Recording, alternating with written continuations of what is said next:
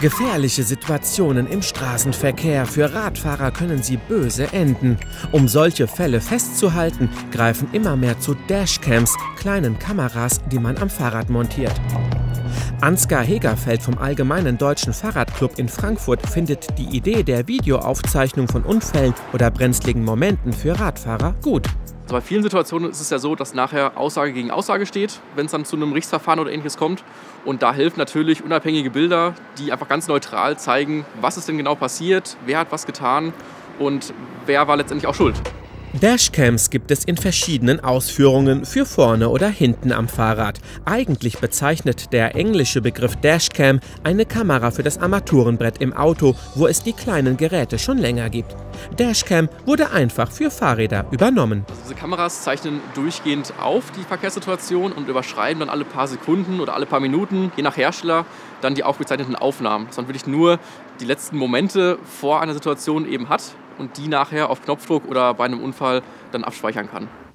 Der Frankfurter Rechtsanwalt Uwe Lehnhardt vertritt in der Regel Autofahrer vor Gericht. Die Vorteile von Dashcam-Videoaufzeichnungen kennt er, vor allem wenn man zu Unrecht beschuldigt wird. Und wenn man dann aber ein Video vorlegt, was eben dann das Gegenteil beweist, dann wird kein Richter dieser Welt seine Augen davor verschließen. Und ich kann Ihnen, wie gesagt, sagen, wir hatten schon verschiedene Verfahren, wo es nur dadurch zu Verfahrenseinstellungen oder Freisprüchen letztendlich gekommen ist.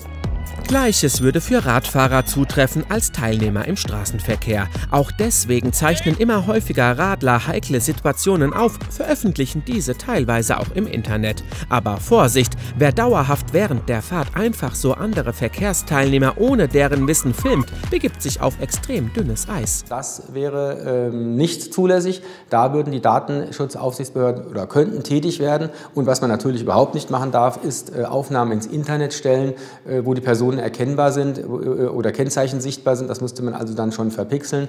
Ansonsten wäre das ein schwerer Eingriff in die Persönlichkeitsrechte, Artikel 2 Grundgesetz. Ein saftiges Bußgeld der Datenschutzbehörden könnte drohen, denn den Verkehr permanent ohne Anlass filmen darf noch nicht einmal die Polizei. Ein Beispiel für einen erfolgreichen Einsatz einer Fahrradkamera vor Gericht ist ein Fall aus NRW aus dem Herbst 2021. Ein SUV drängt zwei Rennradfahrer auf einer Landstraße gefährlich ab, einer landet sogar im Graben der Gegenfahrbahn. Das Videomaterial wird vor Gericht zugelassen, der SUV-Fahrer bekommt Bewährungshaft und Führerscheinentzug. Trotzdem bleiben Dashcam-Aufnahmen wegen der Datenschutzfrage ein heikles Thema. Auch der ADFC fordert da Klarheit. Das Hauptproblem ist momentan noch die rechtlich unklare Lage, was den Datenschutz angeht. Also man darf im öffentlichen Raum nicht einfach so filmen und das dann nachher veröffentlichen. Und deswegen muss es ganz klar Regeln geben, was darf aufgezeichnet werden, was darf dann gemacht werden und was muss in den Aufnahmen halt nachher passieren. Muss man sie noch nachbearbeiten, muss man sie nicht nachbearbeiten und da braucht es den Gesetzgeber momentan noch. Dashcams können für Radfahrer hilfreich sein, wenn es vor Gericht geht. Modelle, die aufgenommenes Material in bestimmten Zeitintervallen überschreiben oder per Sensoren nur in gefährlichen Situationen aufzeichnen, gibt es. Aber es bleibt immer noch die nicht eindeutig definierte datenschutzrechtliche Lage.